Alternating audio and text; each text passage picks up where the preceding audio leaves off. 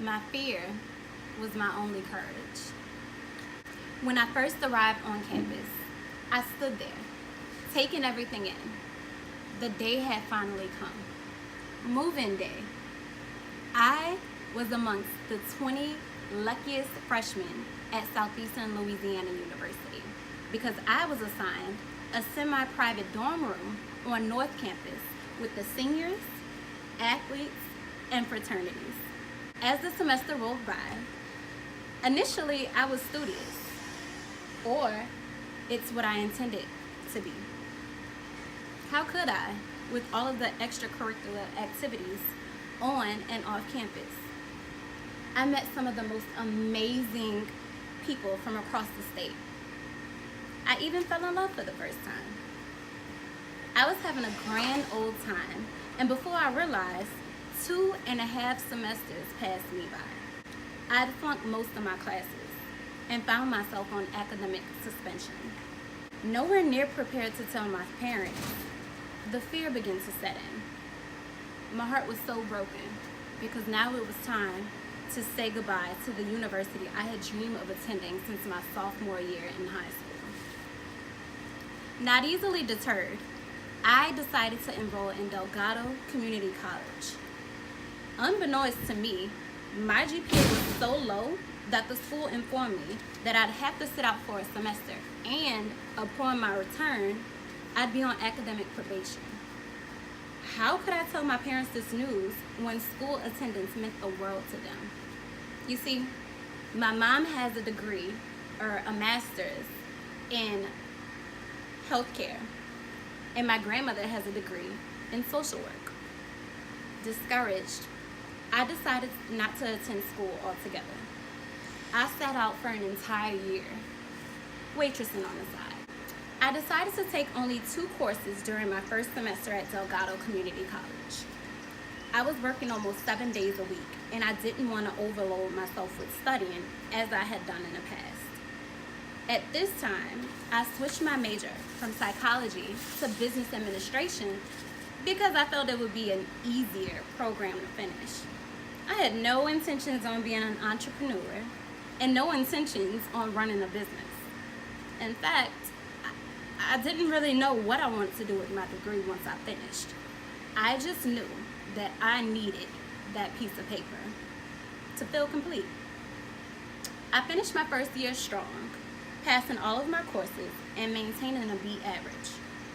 Still, I watched the very same friends that I attended Southeastern with graduate with their bachelors.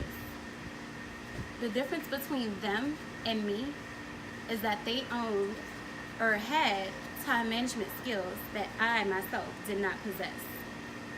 I couldn't help but feel like a failure. At this point, I was what people called a career student.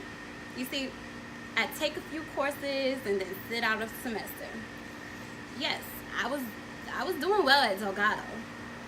However, I realize now, looking back, I was fearful of not finishing. I had a fear of not being able to complete my degree and live up to everyone's expectations, so I'd find myself taking breaks. Fast forward to 2015. It was my last year at Delgado. I became pregnant with my first child. This could not be the worst timing. You see, I wasn't married. I was working 2 jobs and going to school full time. And most importantly, I just wasn't prepared to be a mom. How could I be an inspiration to anyone when I didn't even have that piece of paper yet? Yet, I persevered. I had a healthy baby boy in 2016.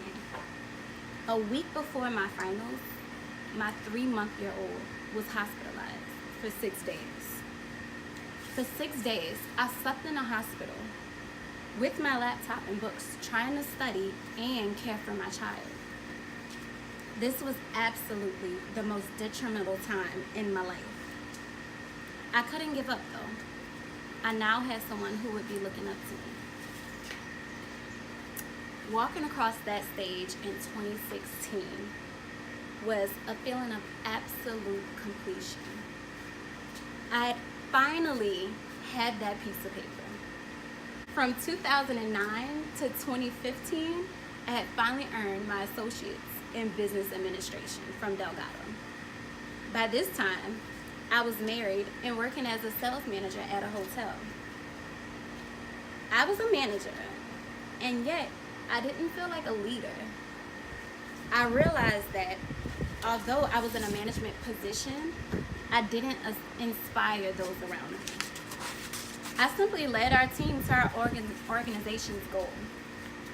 I knew that then, once again, I needed to go back to school. Only this time, I knew exactly how I'd apply my degree.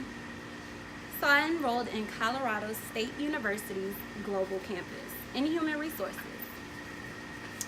Organization helped me to be successful in my online courses here at CSU because staying on top of my homework and assignments required a sense of discipline and accountability.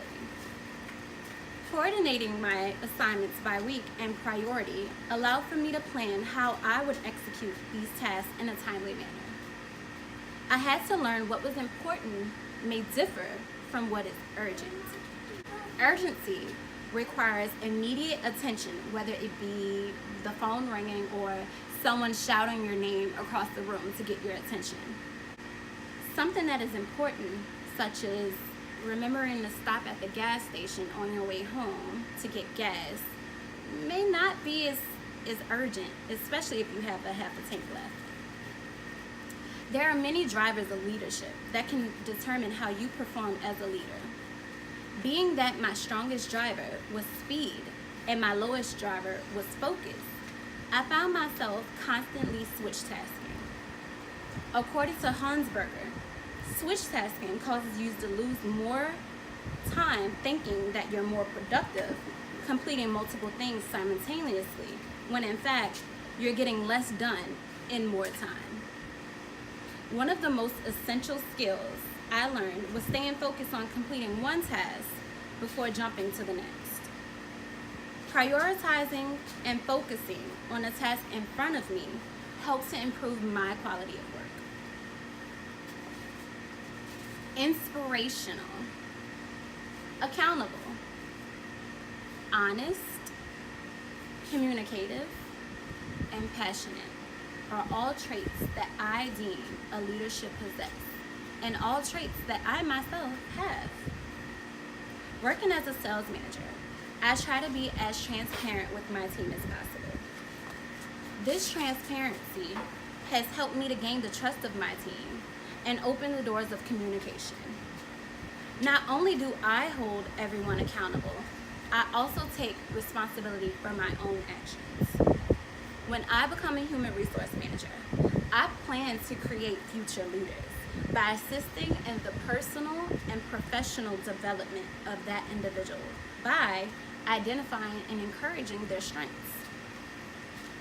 Madison and Musto encourages HRs to be an agent of continuous transformation. I will teach and instill the abilities that I've learned over the years to my staff.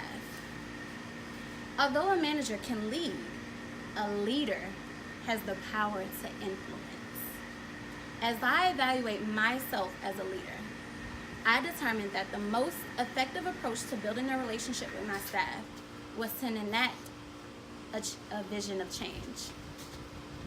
I gained respect by leading by example instead of delegating and shouting commands.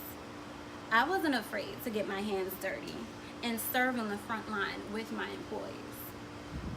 This influence inspires the commitment to tasks and to the organization, according to Guy Curtis.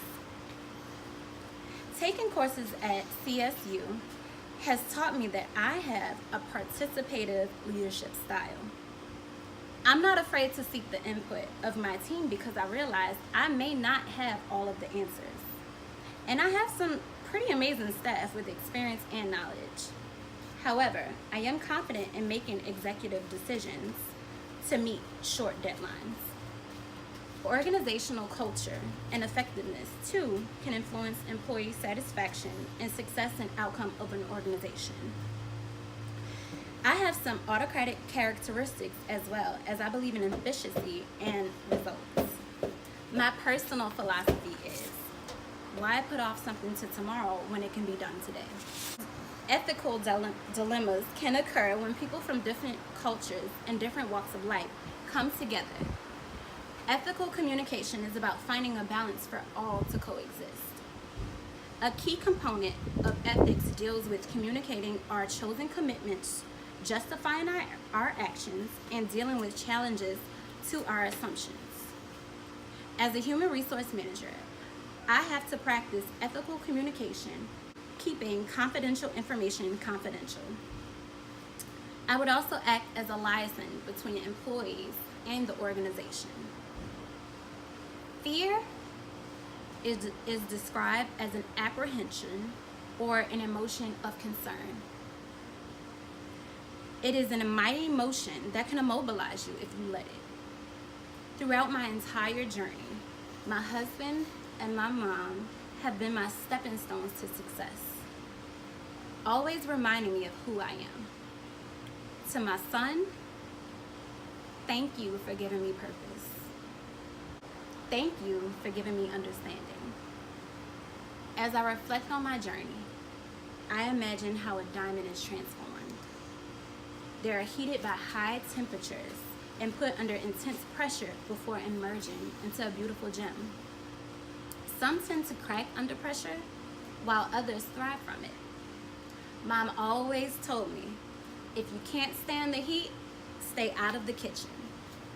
With those words of encouragement, I knew I had to press forward to the finish line. My fear was my only courage. Thank you.